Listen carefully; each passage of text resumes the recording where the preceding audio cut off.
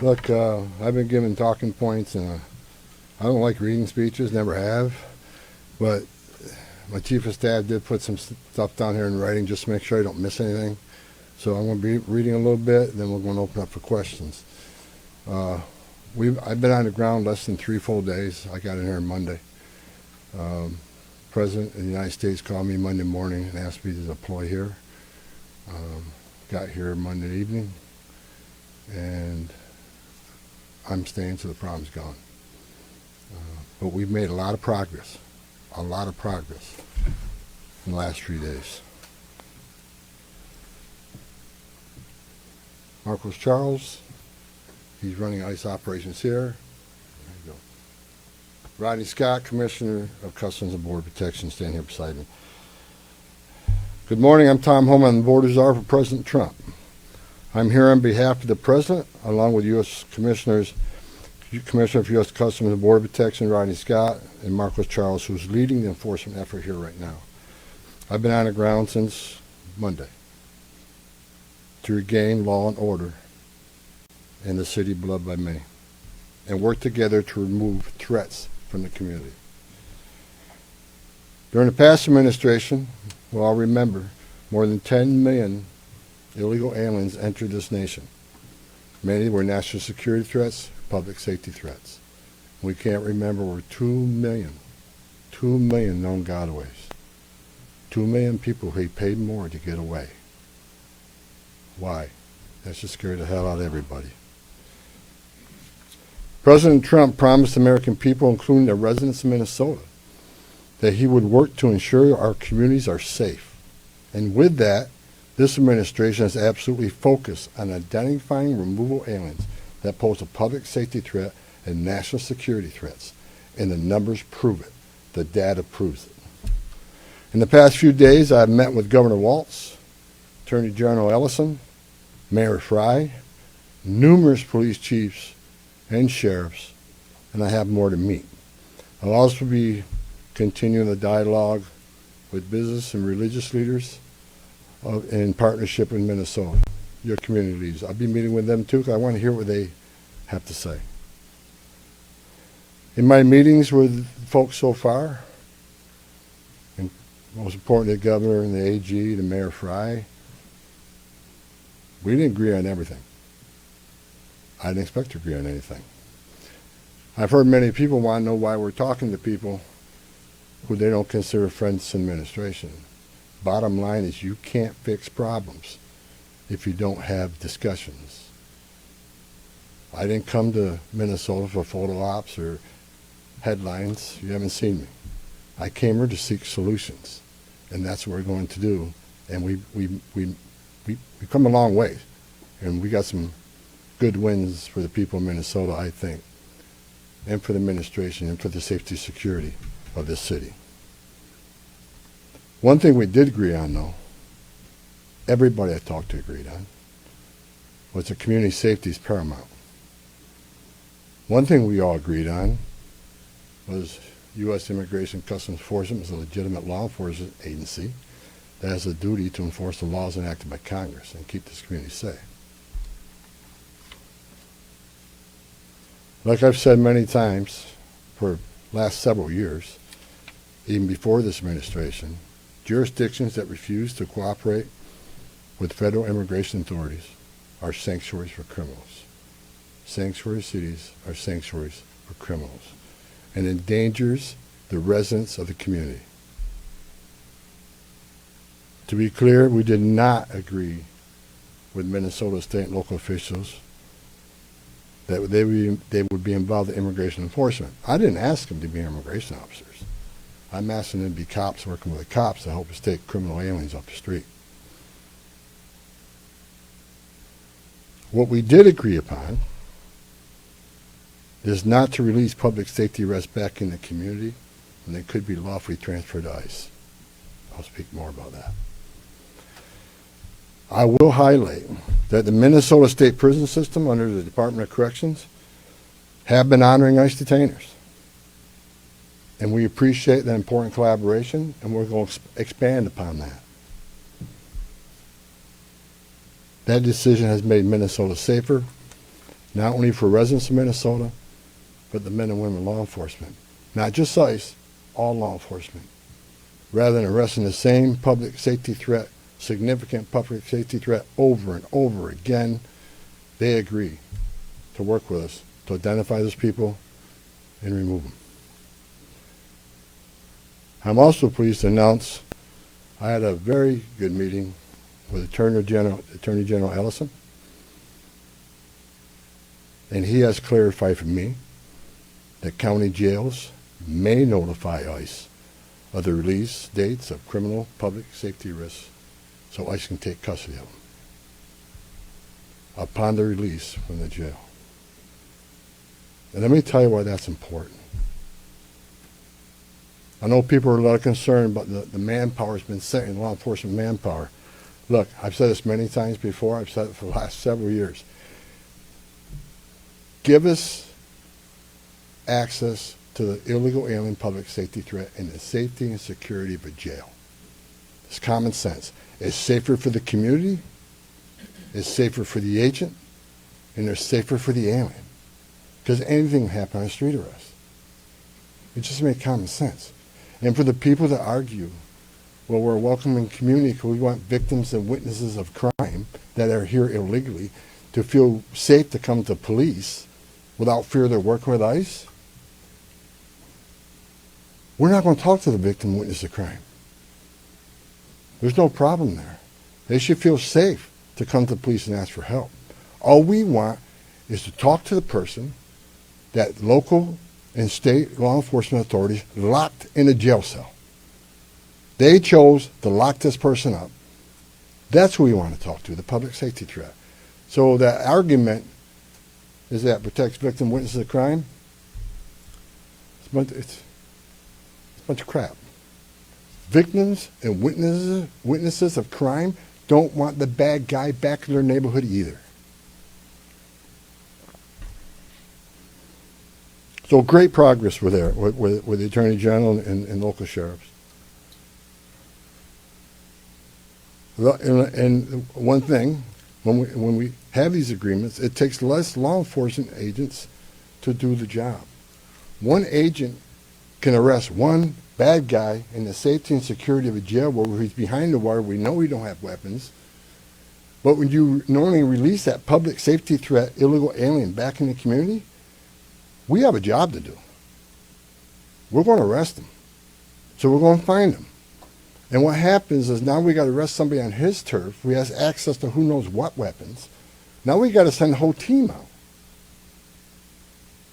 Cover the back door, cover the front door, officer safety reasons. Then because of the hateful rhetoric and the attacks on ICE officers, now we got to send a security team behind the arrest team. So what could have been done with one person in the safety and security jail, now we got 15, 16 people out there doing it. I know that causes stress in the community. So if we get these agreements in place, that means less agents on the street. More agents in the jail means less agents in the street.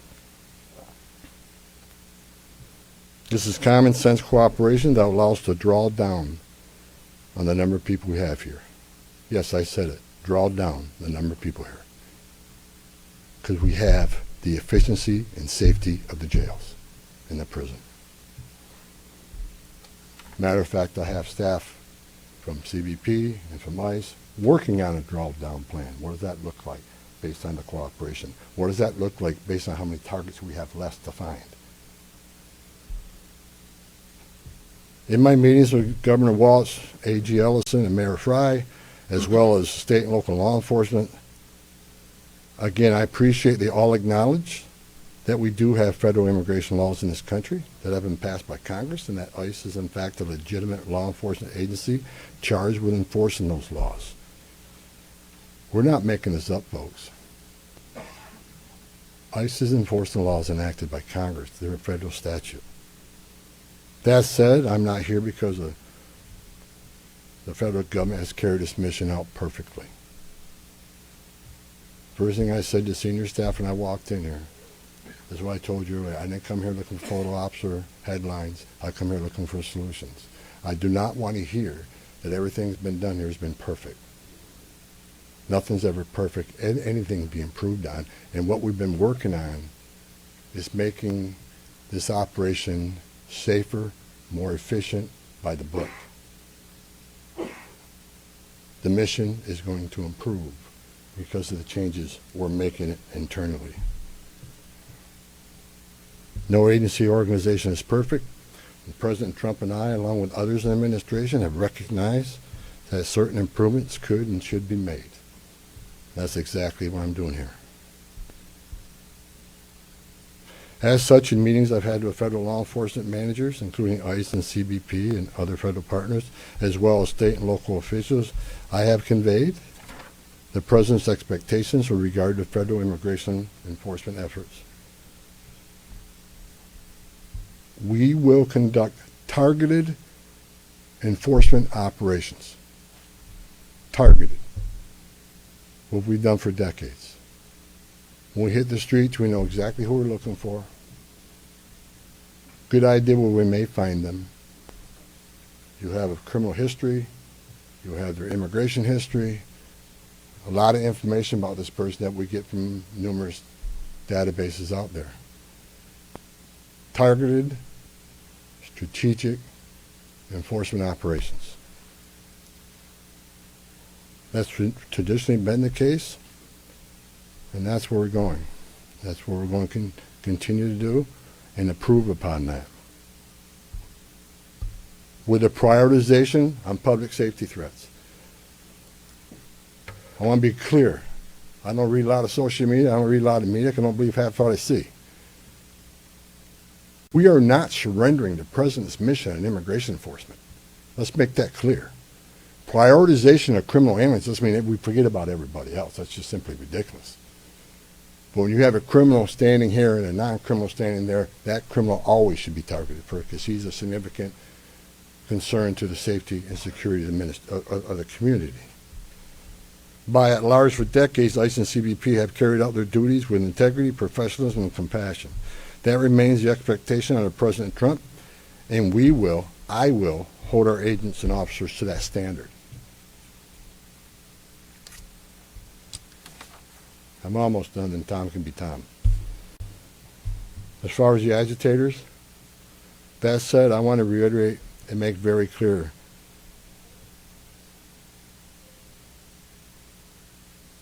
I want to make it clear, ICE and CBP officers are performing their duties in a challenging environment under tremendous circumstances, but they're trying to do it with professionalism. If they don't, they'll be dealt with. Like any other federal agency, we have standards of conduct. They are sworn law enforcement officers working tirelessly to enforce our country's border security and immigration laws, protecting the interests of our country and preventing dangerous people from walking the streets of this nation when they're not supposed to be here to begin with. Men and women of ICE, I was a Border Patrol agent. I was an ICE agent. I was the first ICE director that came up through the ranks. I spent over 40 years doing this. These men and women that carry that badge and gun are American patriots. They put themselves on the line for this nation every day. But I want you to remember, they don't hang their badge, they don't hang their heart on a hook every day they come to work. They're mothers and fathers too. They're sons and daughters too. And if they've seen a fraction of the tragedies I've seen in my career, they take a lot of damage home to every day. The things they've seen, especially on the border with Border Patrol agents. People drowning in the river. Women being raped by criminal cartels. Giving CPR to a baby that was thrown in the river by the cartels because Border Patrol came too close. So let's throw the baby in the river. That way the Border Patrol was concentrating on that so I can get away. These men and women see some terrible things. But I want you to remember, they're mothers and fathers too. Many of them are members of this community. God bless every one of them. The hostile rhetoric and dangerous threats and hate must stop. And we all agreed to that. All everybody met here today, tell you, we got to stop the rhetoric, the hateful rhetoric that has caused an increase in assaults.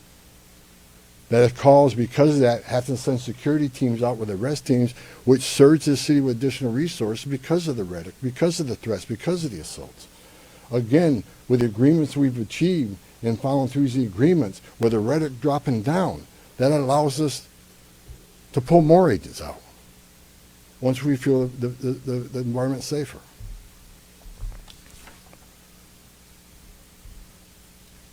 I begged for the last 2 months on TV for the rhetoric to stop. I said in March, if the rhetoric didn't stop, there's going to be bloodshed. And there has been. I wish I wasn't right. I don't want to see anybody die. Not officers, not members of the community, and not the targets of our operations.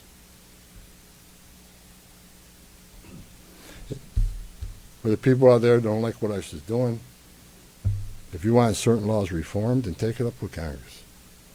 Again, ICE is making this up. They're enforcing laws enacted by Congress and signed by the President. The same laws have been on the books for the last 6 presidents I worked for.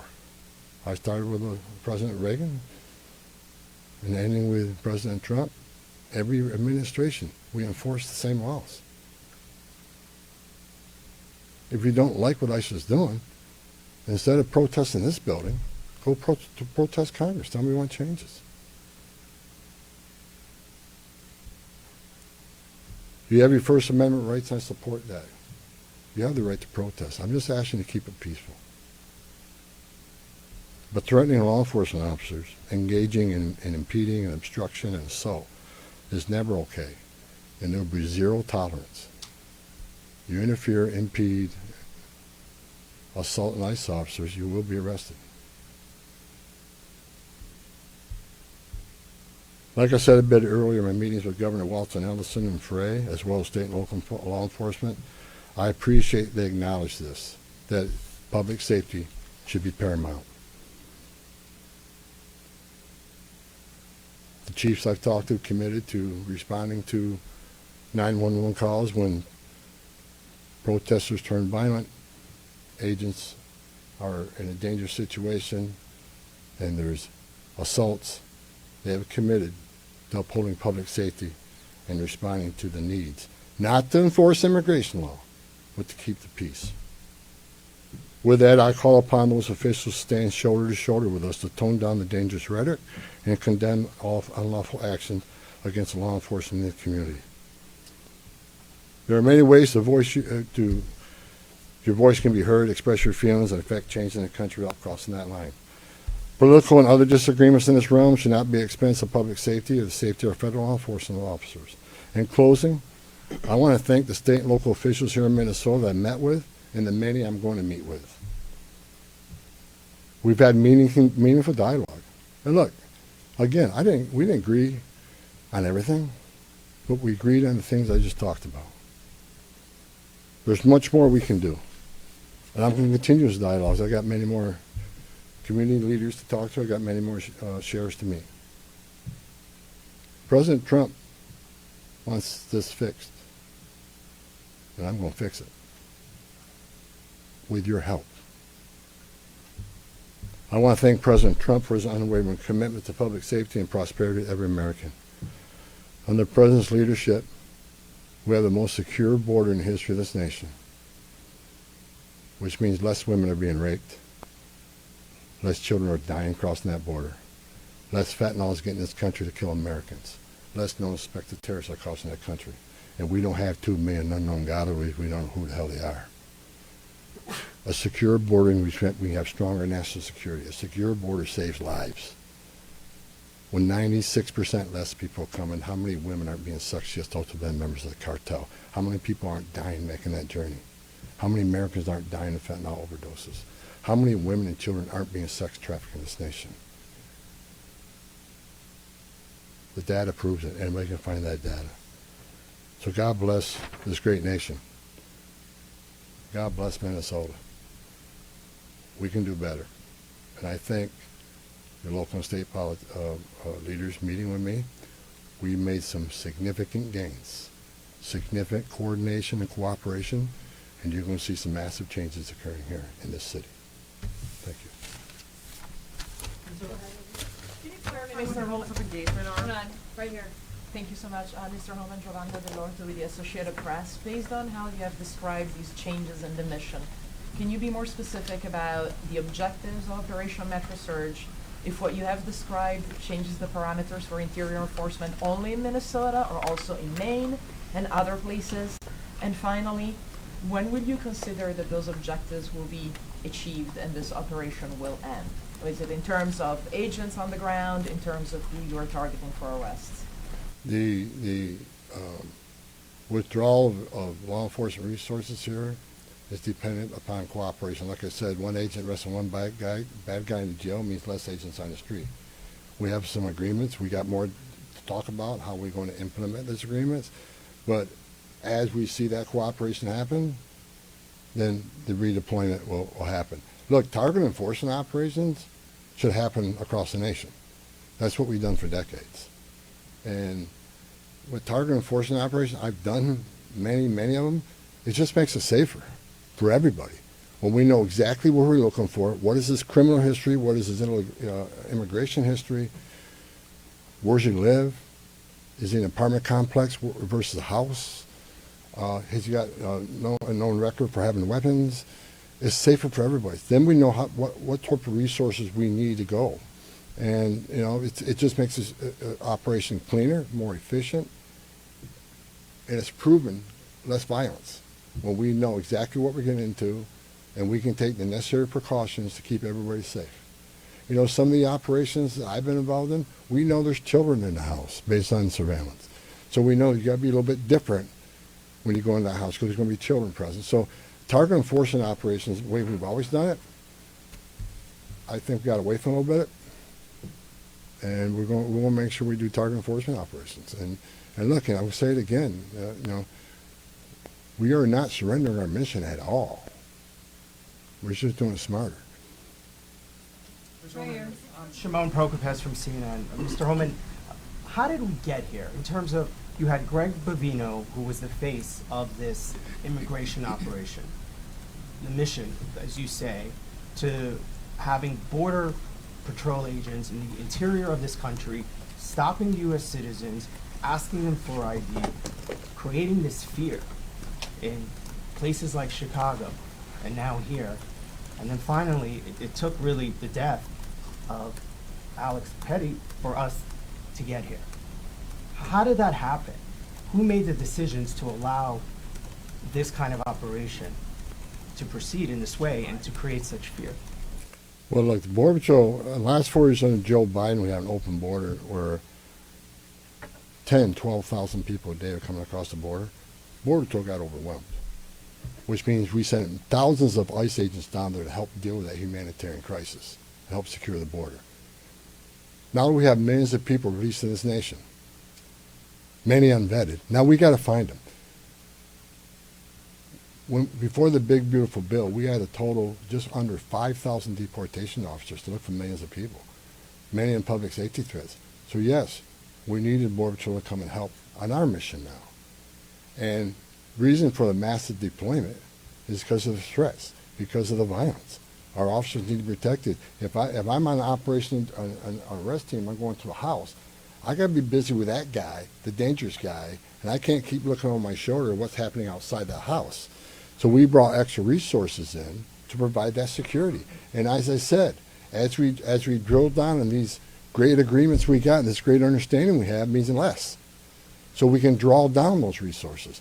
When the violence decreases, we can draw down those resources. But based on the discussions I've had with the governor and the AG, we can start drawing down those resources as far as those looking for public safety threats being released, and do it in the jail with much less people. So the drawdown is going to happen based on these agreements. But the drawdown can happen even more if the hateful rhetoric and the impediment and interference will stop. So Border Patrol, I was a Border Patrol agent. These men and women are patriots. God bless them. They're here to help us. And the drawdown will come soon, depending on when this actually, I see this in play.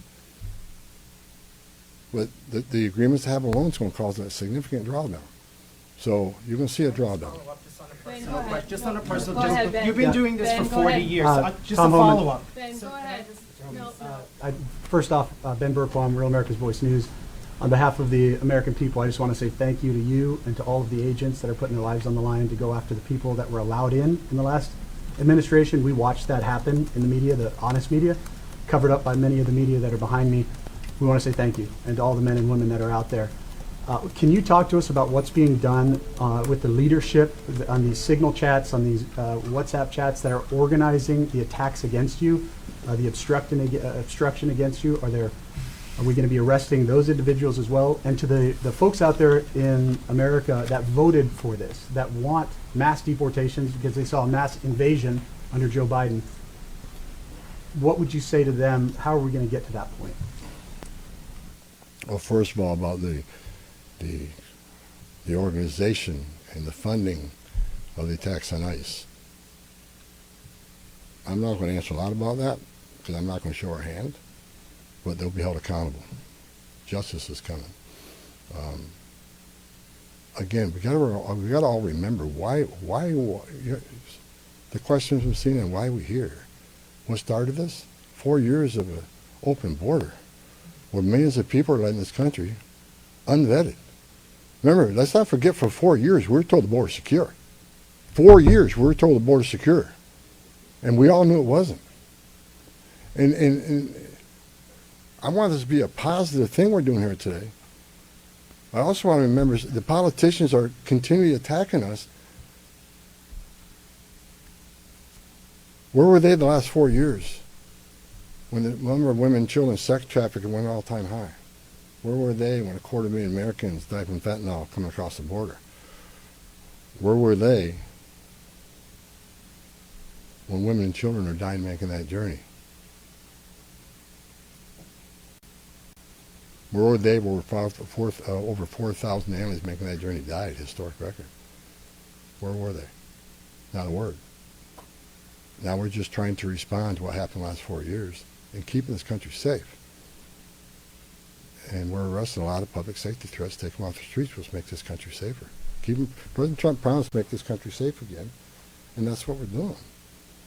But my 2.5 days up here, we made a lot of progress. I think everybody agrees on the criminal and public safety threats. They agree it's much safer and easier to arrest an alien in a facility than send a whole team out in the field that's going to draw anger, because now we got to send a bunch of people to do something that could have been done by 1 or 2 people. And I've said this for years. I have no ill will to anybody in Minnesota. All the people I talk to, we're never going to agree on everything. We have different philosophies and different opinions on immigration, but we all agree this is a way to go to reduce safety, reduce crime, reduce crime and increase safety for our operations. More people in the jail means less people on the street. It's simple math. Sir, Lana Zach, CBS News. Everybody I've spoken with agrees that if somebody has a violent criminal history and is a fugitive, they don't want them as their neighbor. But when you're talking about a targeted operation, and are you talking about targeting people whose crime is coming to this country, or is it a more specific definition now? All operations will be targeted, but the prioritization are going to be criminal aliens, public safety threats, and national security threats. I've met with Marcos and his staff. We got a lot of them. We got a lot of them to keep us busy. So that would be our focus. So that is enough that's what, there is not going to be a focus on people who have no other crimes except for their status. If you're in the country illegally, you're never off the table. But prioritization doesn't mean you forget about everybody. So let me say this.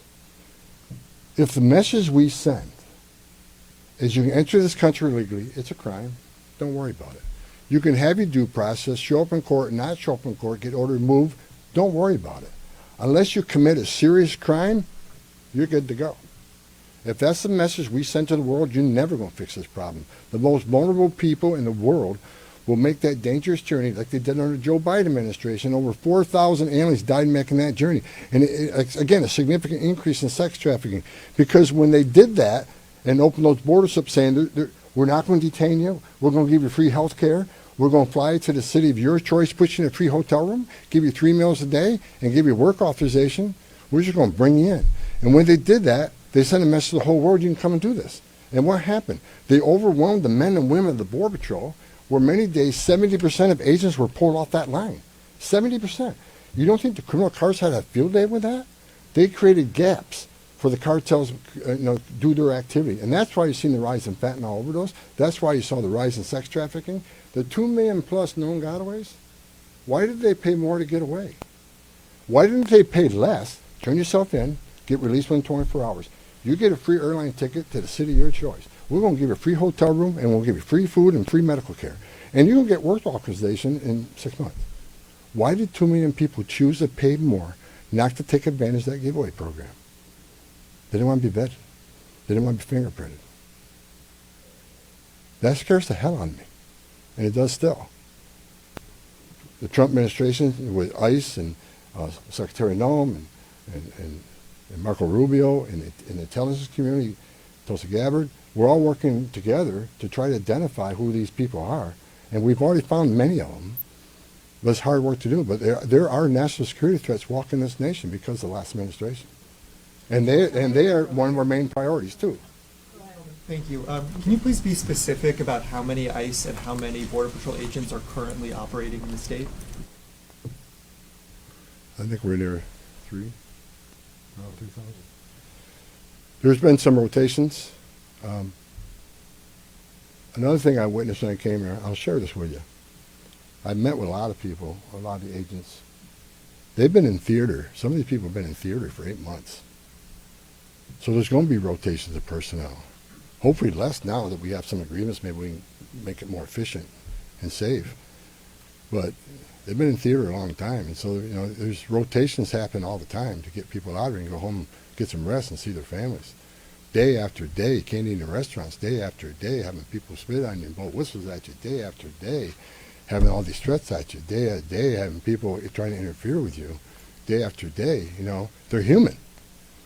So, we've got to rotate these people, and we've already rotated some. But my main focus now is drawdown based upon the great conversations I've had with your state and local leaders. Again, I'm not a fool. I'm not walking away without seeing this put in place.